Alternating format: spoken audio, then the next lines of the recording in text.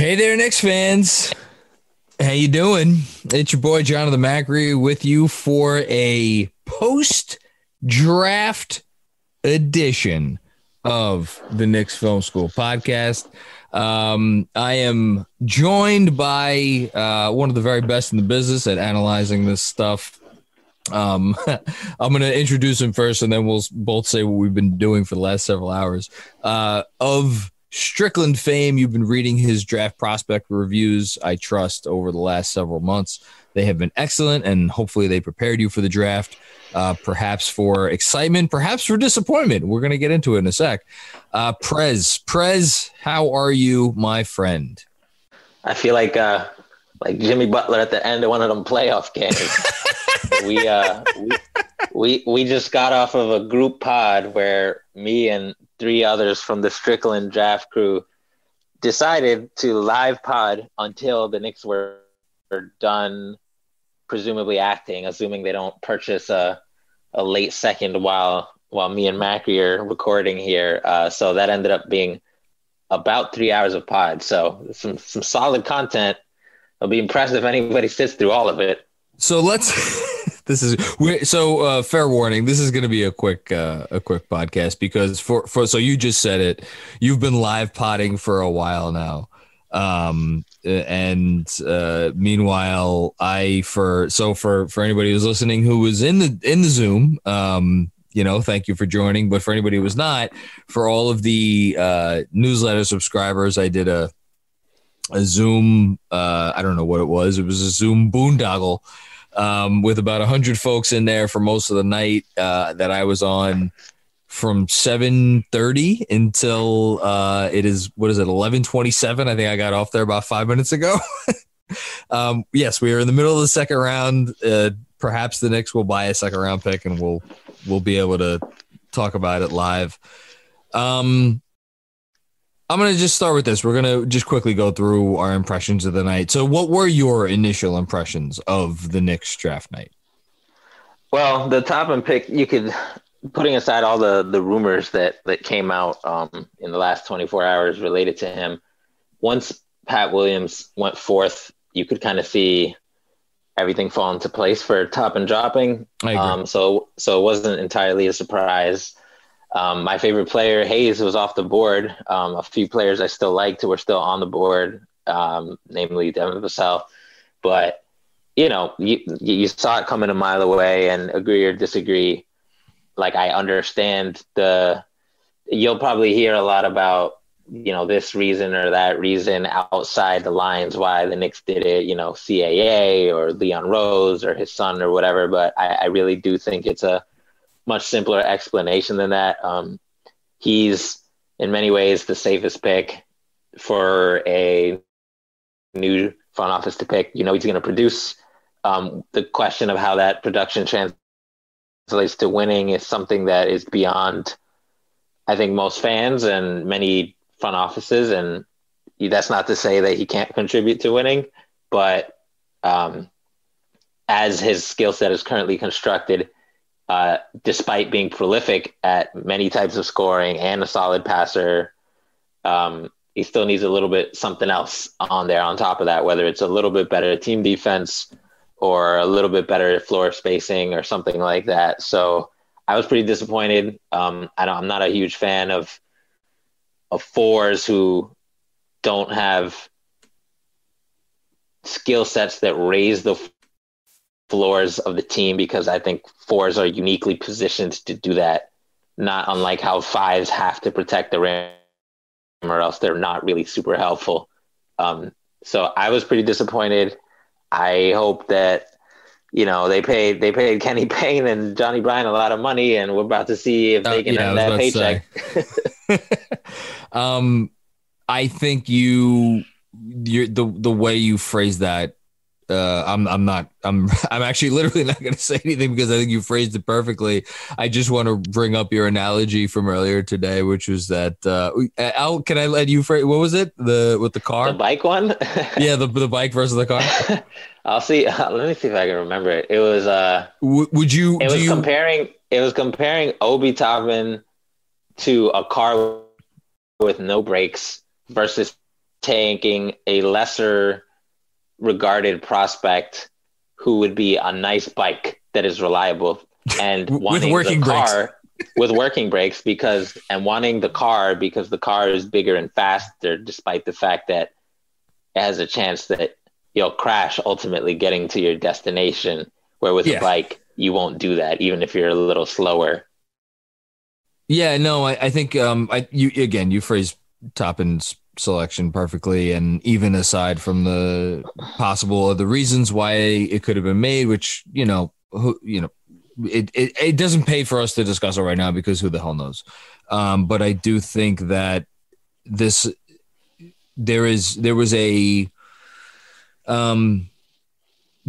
we can't miss with this factor that was going on. Like there was no, I don't think there was a world that Leon Rose wanted to be living in where 6 months from now he was sitting and answering questions about a Frank Ntilikina-esque or, Kevin Knox-esque early, growth curve, so to speak. Yeah, there's no, there's not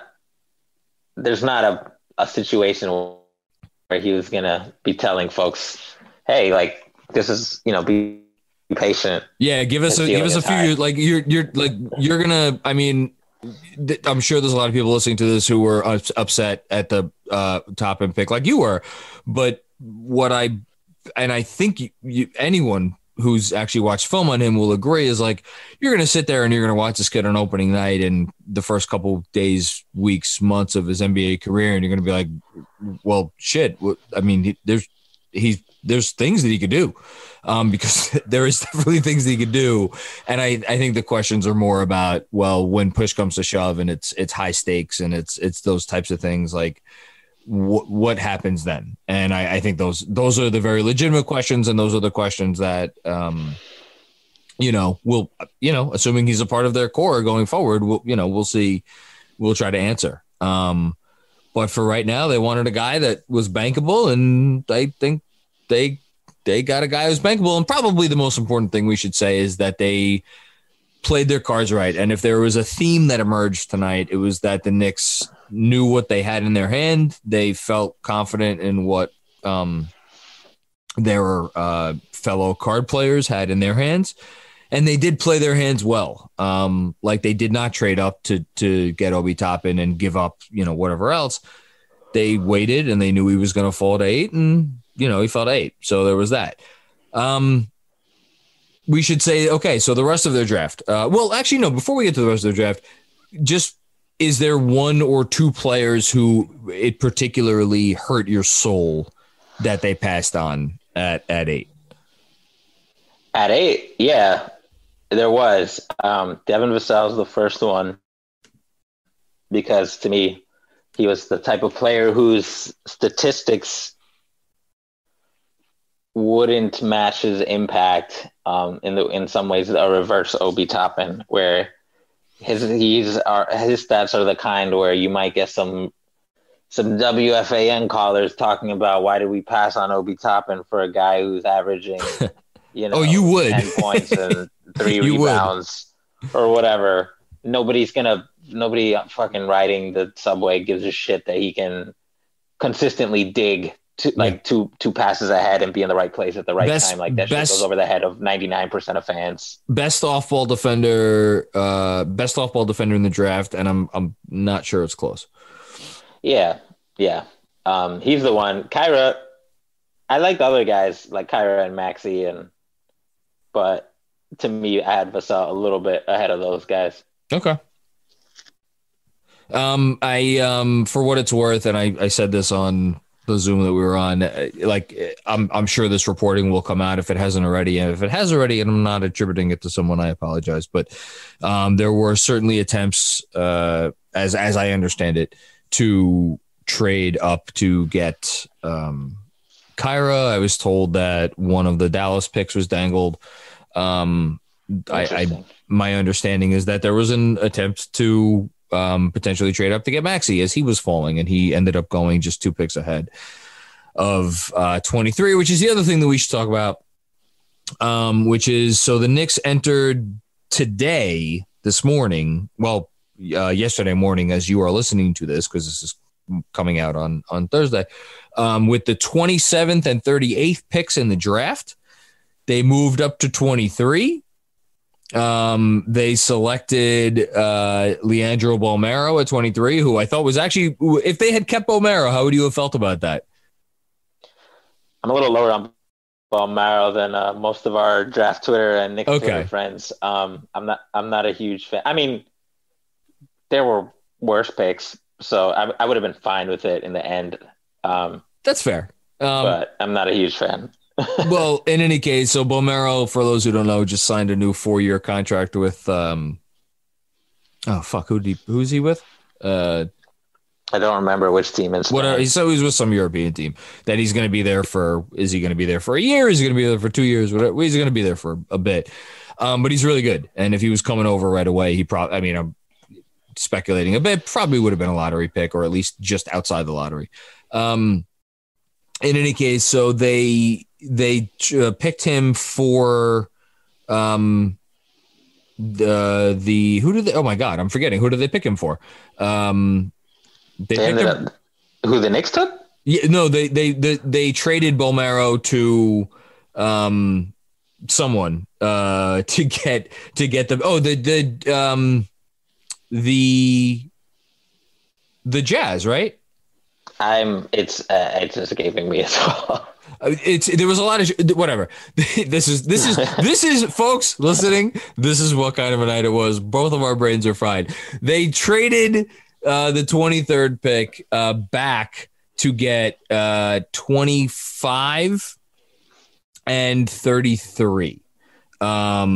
So that was the trade. So they essentially woke up this morning with 27 and 38. And they're going to bed tonight. Well, actually, not quite. I was going to say with 25 and 33. So a bit of masterwork there by, I don't know who was responsible for it, whether it was Brock Aller or Walt Perrin or Scott Perry or Leon Rose or whoever. So that part of it was great. The 25th pick comes up and they take Emmanuel Quickley. Remind me, Prez, roughly where did you have Emmanuel Quickley on your board? I think I had him somewhere in my final 5 of the top 30. Okay. So yeah, no. So I'm a Quickley fan. I liked, as am I.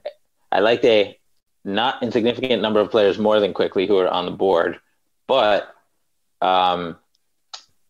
Quickley, he has an elite skill, which is his shooting. The guy's a sniper, and he's a really good defender.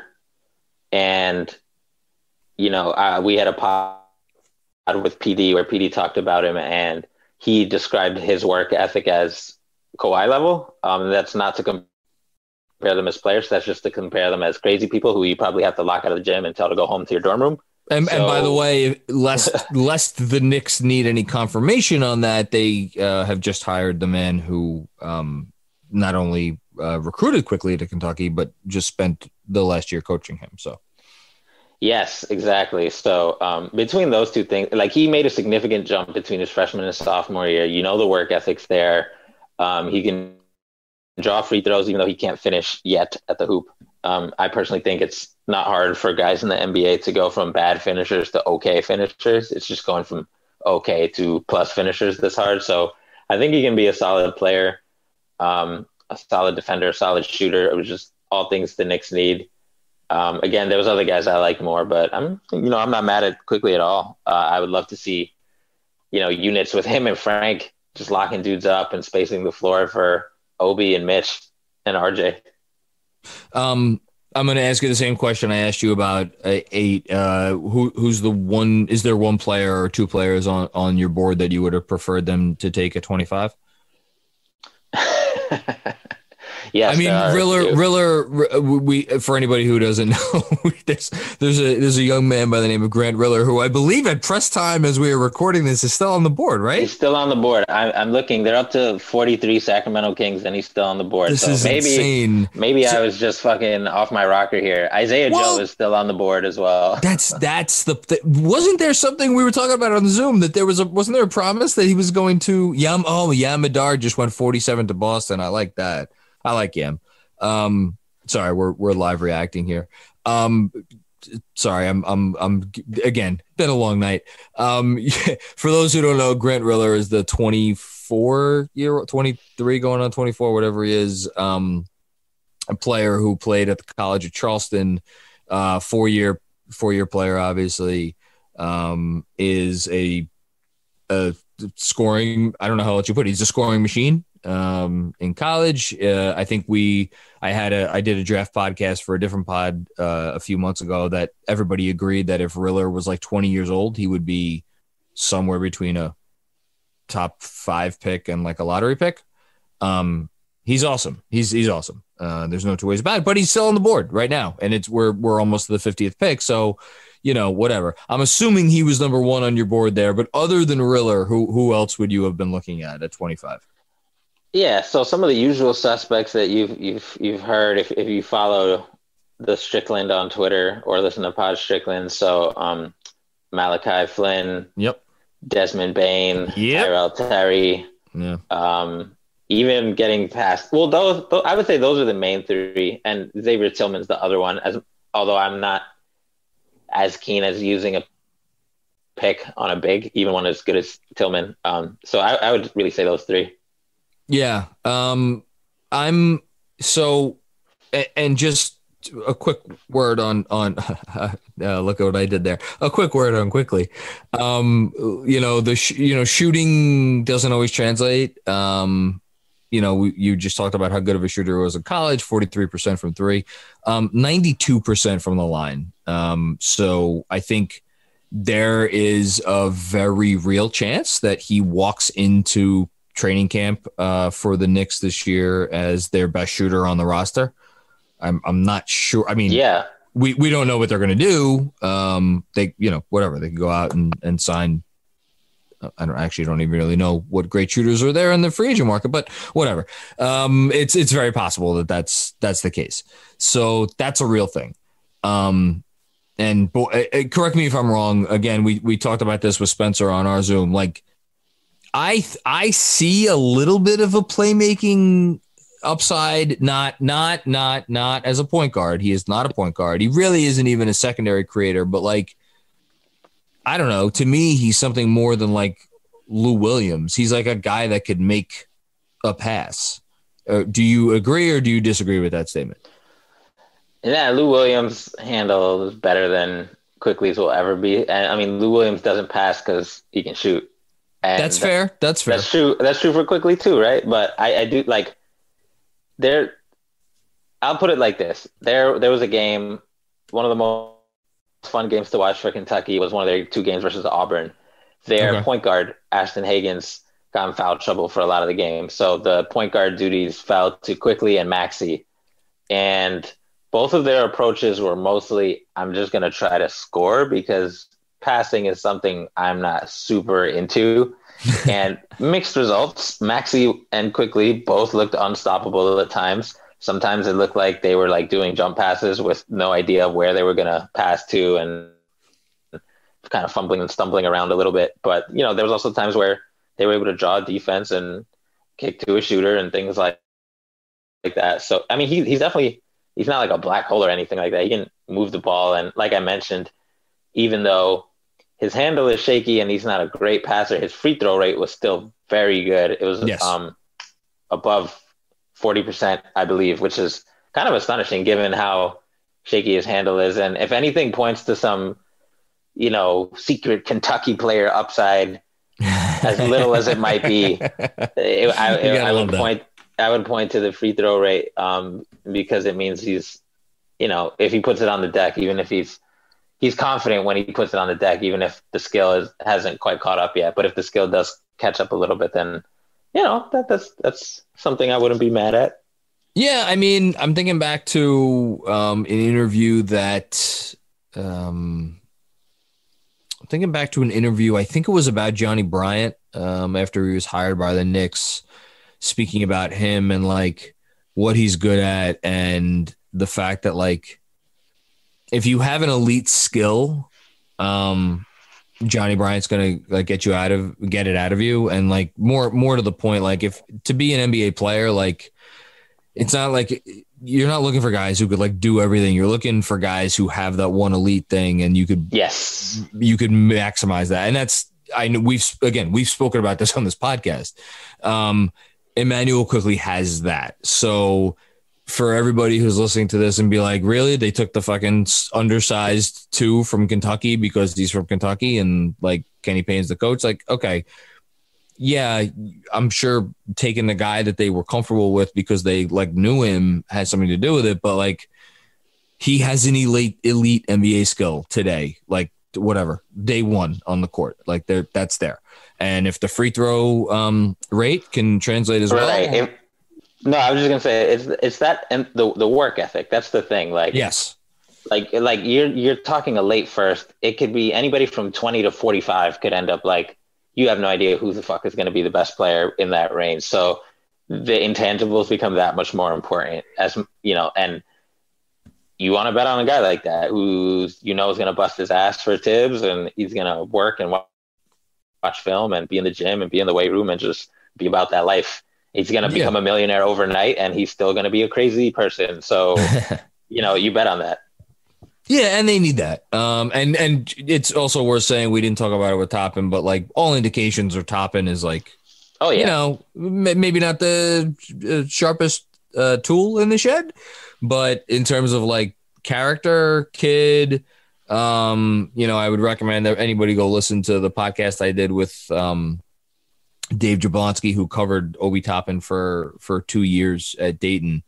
They got two elite kids, older, Toppin's older, Quickly's 21 and change.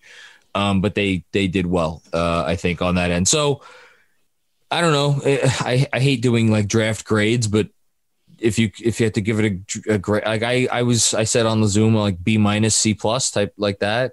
I don't know where you're at.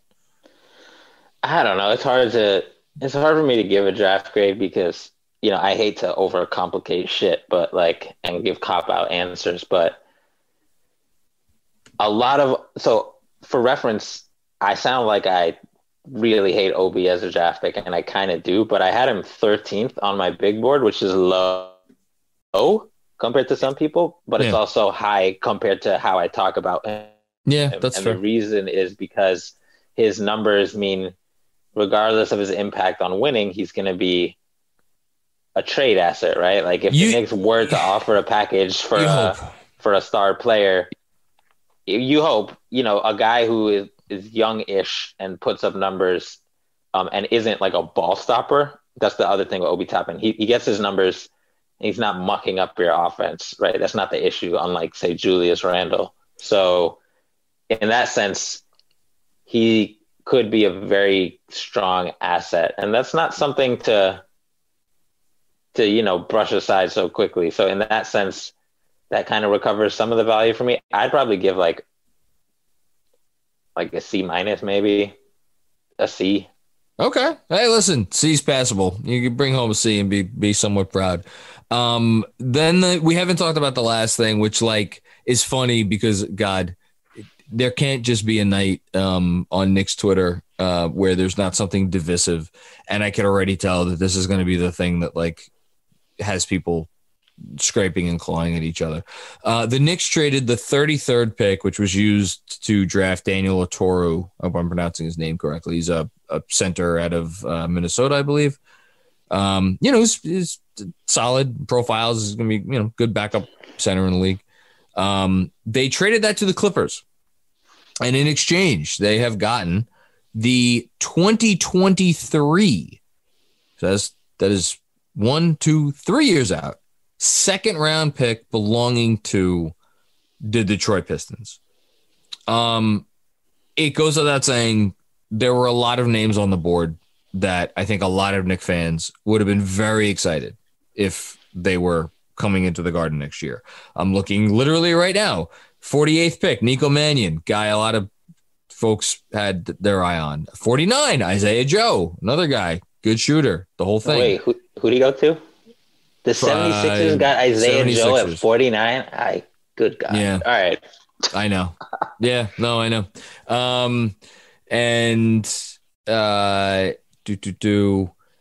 I'm just looking what else, if any. I'm looking for your boy, man. Hey, maybe we can just sign him. Maybe right. It's Skylar Mays at 50. In any case, all guys, like, there were guys on the board who the Knicks, like, people would have talked themselves into and being excited about as Knicks. They didn't take any of them. Instead, they traded it for something that will not convey for 3 years. A lot of people are going to be pissed off about this. Personally, my take on it, and I'm curious to hear yours, is like, I feel like for 20 years now, we've been living in, under the umbrella of front offices who are just kind of worried about keeping their jobs and like pleasing James Dolan and all of the things that we hear all the time. And these guys fucking took the opportunity to take a guy that they could show to the fan base and be like, here, we got this thing. And they shuttled it off for something that is not going to be here for 3 years. I personally am excited about that. And I'm particularly excited about it for two reasons. One, it's the Pistons. And if you look at the lay of the land and you look at where the Pistons are right now, and you look at, and I've said this on my podcast, aside from the Knicks, the only other team I think has less top end talent in the league, if you put Blake Griffin aside, because I think they're going to do whatever they're going to do with him. And it's not like, he's not part of their long-term plans, obviously, because he's older. Like, I think the Pistons have less top end talent than any in the league. They just drafted Killian Hayes, who I think will take a few years to get it right. Like, if there's a team that I'd bet on having a pretty damn high second round pick in 2023, it's Pistons. That's one. Two, 2023, as of now, and we don't know for sure, but as of now, it seems like it may be the likeliest year for the double draft, which is the draft where finally they're going to do away with the one and done rule, and high school players could go directly to the NBA. Whether that's going to happen, we're not sure. Whether the Pistons are going to be bad that year, not sure. But the fact that they would take a risk and they would place a bet on those things happening, where that, if those things both happen, which I think there's a pretty decent chance they do, that pick having real actual value as opposed to the 33rd pick in a draft that's like, one of the lesser drafts that we've seen. I appreciated that, and I love the move, and I thought it was good. But again, I will turn it over to you, and I will ask you your opinion of it. Yeah, I'm not mad at it. I think the other thing it kind of underscores is that you have guys on the roster who you want to see play, right? Like, I know we're all like, trade Julius, trade DSJ, fucking send Knox to China, whatever. Like, we say all types of things, but ultimately, like, you have to find minutes for these guys, and adding another rookie to the mix, especially considering they're going to sign somebody or more than one somebody, right? Like, even if it's not marquee guys, like, that's presumably they're going to sign two people who will play at least 20 minutes a game and not be teenagers. So I think that's a fair assessment. Yeah. So, I mean, like, yeah, there's guys that Prez personally think should have been picked in the 20s or higher, and they were on the board. So therefore it was a missed opportunity and a bit of a failure to pass on those guys. But at the same time, that happens every draft. Literally, guys fall every year. Mitch fell for us last time around, right? Like, it literally happens every year. So, and it's going to happen in 2023. Even putting aside the double draft, like, it's just going to happen every year. So if you feel like you already are obligated in terms of your minutes allocation between your picks, your kids, and your free agents, then there's definitely a strong argument to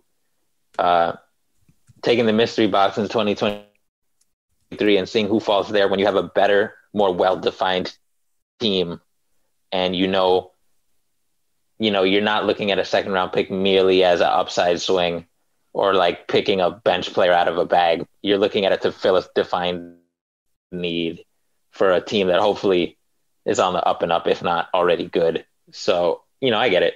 I'm not mad at it. Yeah. I think that's really well said. Yeah, we'll see what they do from here. I mean, I guess officially we're who the hell knows what's going to happen the rest of the night. It's 11:55. We're not even through the first round yet. Or sorry, we're not even through the entire draft yet. I mean, there's still going to be post-draft signings that get made. Well, who the hell knows what else, they're going to do. But it's going to be on to free agency and on to actually building the roster. Let's close with this. Given what they did tonight, drafting Toppin and Quickly, of these two things that I'm about to tell you, which of the two things are you more curious about which way they're going to go between now and the start of the season? What they do at the point guard position, or whether or not they are able to successfully move on from Julius Randle? I don't really care so much about whether they can move on for Randle, because if they keep Randle because they don't have an adequate trade offer for him, I don't want to give things up to move up for him under any circumstances. Oh, I agree with that. Please don't give up an asset to move Julius Randle. Right. So tell him to go away. So if you have to bring Toppin or Julius off the bench, whoop-de-doo, they're still going to play Toppin. Even if Toppin comes off the bench, he's still going to play 25 minutes a game, 30 minutes a game. So it'd be annoying, but I'm not really curious about that. I'm much more curious about the point guard situation. And I'm curious what you think, sir, given that there's only one other team with the money to sign Fred VanVleet, and that's his incumbent team. And they just drafted a replacement Fred VanVleet in Malachi Flynn. Do you think that's more an insurance pick, or do you think that is I guess, yeah, what do you think? Do you think that's an insurance pick and they just want a good player, which Flynn very much is, and now they have a 3-guard rotation that is very solid? Or do you think it's a bit of both things? It's both an insurance pick and a depth pick? So a couple things. As far as I know, and my phone just died because I was looking at it all night and I should have had it on the charger. I have my laptop in front of me, but I don't feel like looking up the situation with Detroit having traded for Trevor Ariza earlier tonight in terms of how much his contract is going to count against the cap. My understanding is that is still in flux. If there is some resolution to that, because basically what I'm referring to is Detroit is either going to be $15 million in change under the cap, or they're going to be 22 or 23 and change under the cap. I believe those are the two options. Detroit was the other team that, because here's the thing with VanVleet, right? You need, if you're Toronto, or rather, let me rephrase that. If you're VanVleet, you need to be able to put the fear of God in your team, right? That you could say hey, look over there. There's a big bag, and I bet I know what's in the bag. There's things in the bag. They're green. They're green things in the bag. He needs to be able to say that. So let's and I will also say very briefly, Detroit, their moves tonight seem to be by the way, the second round, the Detroit second rounder the Knicks got, that was not from Detroit, that was from LA. That had been previously traded, so it's not like Detroit traded that away. Detroit's move tonight seemed to be forward thinking. So perhaps all the noise that we've been hearing about the Pistons being the team holding the bag for VanVleet, maybe that has been overstated. If that is the case, I think I'm not going to pretend to have any clue whatsoever as to what Toronto is thinking as far as Malachi Flynn and how much he can or can't replace VanVleet.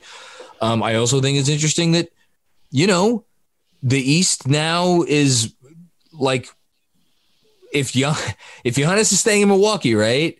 And Miami has whatever their designs are, and like Brooklyn is maybe getting James Harden. Like, how does that influence what Toronto wants to do? Like, does that make them more likely to invest in Van Fleet to be competitive? Does that make them less likely to invest in Van Fleet? Like there's all these variables out there. The thing that I keep coming back to is something that has been reported, not by me, but by others, which is that does Leon Rose want Van Fleet to be like his signature first big move? Right. And I'm wondering, like, now that they have Toppin, does Leon Rose worry less about that because he could look and be like, hey, I just drafted the guy who's probably going to be rookie of the year. And we could talk all we want about Toppin's game. I think both of us would feel comfortable sitting here and being like, look, if you gave us 2-1 odds on Toppin, we would, I mean, I'd put a few bucks on it. I'm sure you would too. Like, he's going to look good. So does he maybe not worry about the impression that a Van Fleet signing gives off? I don't know. I don't know what the number is. Can they now get him for 18 a year? Whereas previously people thought maybe it was going to be a number starting at 22 or 23 or even more. Like, these are all really interesting questions that I have. If you're asking me my gut feeling, and again, this is not reporting. This is my gut feeling just based on like, whatever, me living and breathing with this fucking team 24/7. I don't think it's likely that Van Fleet's a Knick, but again, who knows what Leon Rose is thinking? Like, I still think Russell Westbrook is, like, let me put it this way. This is the last thing I'll say. If you're telling me that there's two doors that Leon Rose can walk through. One where they could get Fred VanVleet for 4 years and $84 million. And another one where they could give up Julius Randle, Dennis Smith Jr., and the 2023 Dallas pick for Russell Westbrook. If you're asking me which of those two doors do I think Leon Rose is going to walk through, my gut feeling is that he would take Russ. That's my gut feeling. I could be wrong. That's my gut feeling. I'm sorry. That was a very long-winded answer, but that I feel like that all kind of ties together. So that's why I wanted to kind of get all that out there. So yeah, that's where I'm at. Yeah, that makes sense. As much as I'd like Van Fleet, and I do think Toppin would theoretically, I think Toppin's the headline move, right? He has to be. For 95% of fans, especially those aren't on Twitter. He's a hometown kid. He's a well-known college player, college superstar. Got numbers, got advanced metrics too, right? So like he's the headliner. But I don't think I maintain that I don't think there's a downside for Toronto to paying Van Fleet. Worst comes to worst, you have a guy who your fans like during a rebuild. Yeah. Who is likely somewhat tradable at least later in his contract. Because he's only 26. Best case, you're still competitive, and you have Fred VanVleet, who's still getting better and is already very good. So yeah. I don't see why they wouldn't throw more money at him than the Knicks would. For sure, yeah, and I think he. I mean, my guess is he wants to stay there, right? Like, why wouldn't he? It's a great situation. He knows it could be good. So. You know what I think? And listen, I think there's definitely a part of like Leon Rose who's like, wait a minute, I could get Russell Westbrook to come in next year, and I could have Russell Westbrook throwing lobs alternatively to Obi Toppin and Mitchell Robinson with like, get some shooters and fucking have some fun. Like, say what you want. That's could be a team that is worth turning on the television set to watch. I don't think they're being good, but I don't know what the priorities are here. I don't know. I don't know. Riller just got picked by Charlotte. Good for him, man. That's awesome. It'll be a fun league pass team. I'll put it that way. Charlotte. Well, they have LaMelo, they have Riller, and they got someone else who's Vernon Carey, right? Vernon Carey, but even. I mean, LaMelo, Riller, Rozier, Graham. Jesus Christ. They're going to put them up. And then we got Reggie Perry going to the Clippers. So we're damn close right now. We might as well just who are the best players that are left that are probably going to go undrafted?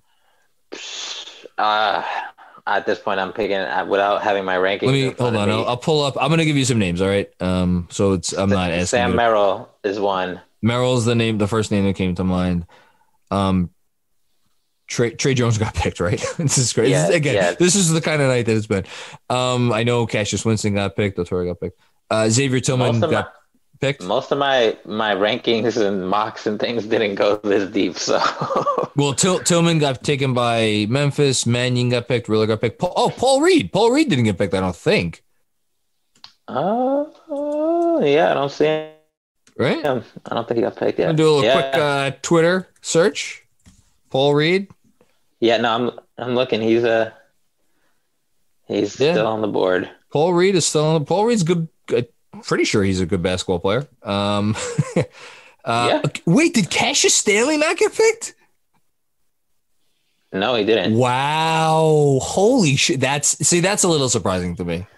That's a little surprising. Is it though? I mean, just because a guy's not good at basketball doesn't mean he shouldn't get picked in a basketball draft. Come on. If he did what he did on any team but Duke, we would not be surprised. No. Last one. Did Devin Dawson get picked? Did I miss that? I don't think so. Devin. No, he's still Devin Dawson. On the board. He's got the blue check and everything. Yeah. Draft day. Oh, I feel so bad. All these guys got ad money for Wingstop. This is amazing how many people Wingstop paid to like promote their fucking product. Devin Dotson is still so we have Devin Dotson, Paul Reed, and I guess that's it, right? Those are the two names that stand out. And Merrill. Yeah. But Merrill was kind of, I think, draft Twitter loves Merrill, but like, you know. Oh, and Marcus Howard. You don't get what you used to for leading the country in scoring. Nope. That's a shame. All right. This has been great. Prez, you really, I asked you a couple days ago if you wouldn't mind coming on late at night, and you dutifully were like, I got this. And I really, really, really, really appreciate it. And could you just tell the folks at home, if you don't mind, where they can find your stuff? Yeah. On Twitter @_PREZIDENTE.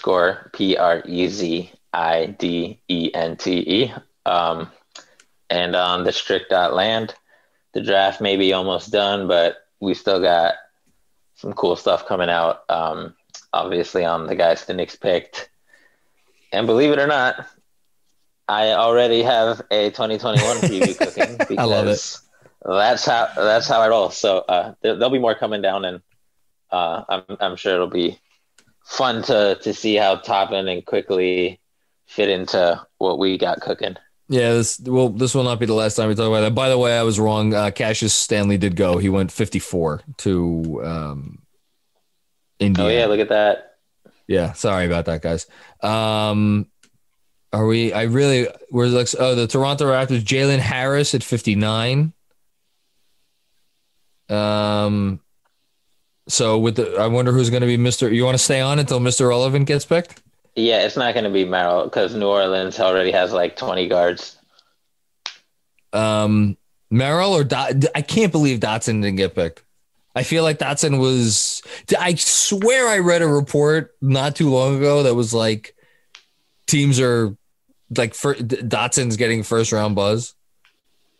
Yeah, there's a few guys who when I did a piece for the Strickland on shooters who are available in the second round and the end of the first round, and about half of them are still on the board.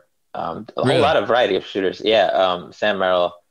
There's a guy who's a big Caleb Wesson who's like, he's a husky dude. He's a little undersized, but he can rebound, and he's a legit movement shooting 5. And that's a bench player. I don't care how much you suck at anything else. Like if you can come off a screen as a husky dude and shoot 40% from 3 and also get rebounds. So there's some players out there. I just love that he's husky. Some nice G League prospects out there waiting. There you go. I really want to stay on until we get to the 60th pick because I'm just curious. So, Merrill, Reed, Dawson are the three guys I'm looking at. How much would your draft grade for the Knicks increase if they signed Sam Merrill to some kind of a contract after the draft, undrafted free agent? C- to C+. C- to C+. All right, let's see. I wonder if they will do that. Come on, man, make this pick. I don't know. Again, going back to the players, like I know we're out on DSJ, but I don't think the Knicks are out on DSJ just yet, right? No, like, I don't think they're out on him either. I don't think you get a Johnny Bryant and say, by the way, like, here's this guy who was an elite prospect, and you don't get a chance to work with him. No, I agree, and I think that, you know what, if there was a wager I could place on whether DSJ would be on the Knicks at the beginning of the season, I would bet that he would, which is a great transition because you know what I forgot to do as we're waiting for the last pick? Remind our friends at home about our other friends at MyBookie. I know you're excited about MyBookie, Prez. MyBookie, hey, get some skin in the game with MyBookie, where odds boosts, lightning deals, and free bets await all season long. Thanksgiving is now a week away. There's no better time to feast on some NFL action.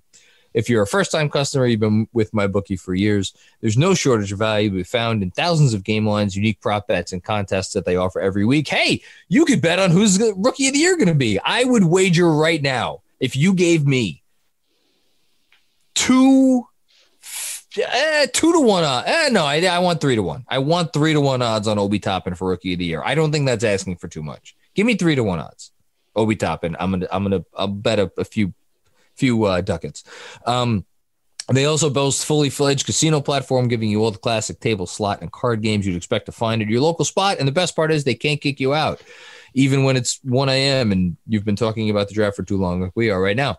Make the right play. Sign up today at MyBookie. And when you do, use promo code OVERTIME, like we are on this podcast. We're going overtime. OVERTIME. They'll match your deposit halfway, up to $1,000. So if you put in $200, they will match you for another $100.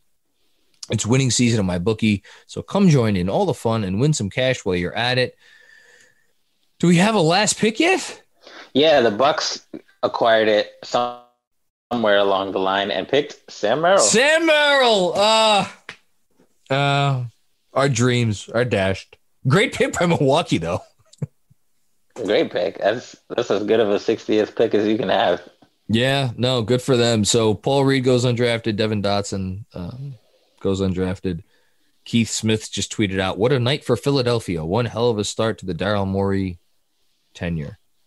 I guess, yeah, Philly was pretty active tonight, right? They traded away Al Horford and Josh Richardson and got back stuff. They got Isaiah Joe. They got Isaiah Joe super late, like 49. They got Maxey, which was the real crown jewel. Yes, they got Isaiah Joe, they got Maxey, but they got Danny Green for Al Horford, and they got what did they get for Josh Richardson? Again, I'm sorry, folks, this has been a long night. I don't remember. They got someone. Seth. Oh, Seth Curry. Yeah. They did a good job. Seth and Joe. It's tough to get more shooting than that. Yeah, no, good job by Daryl Morey. All right. Prez, you're the man. Go, everybody. If you're not reading Prez, if you're not following Prez, go and do that because he's great and he knows what he's talking about. And you're going to hear him on this pod again very soon. And for everybody out there, thank you for listening to another episode of the Knicks Film School Podcast. It is always a pleasure and an honor to be with you to deliver this content, because we love this team even when they do things that we question as to whether or not they are smart. And with that, hope you have a great rest of your week, and we will be back with you on Monday. Giddy up.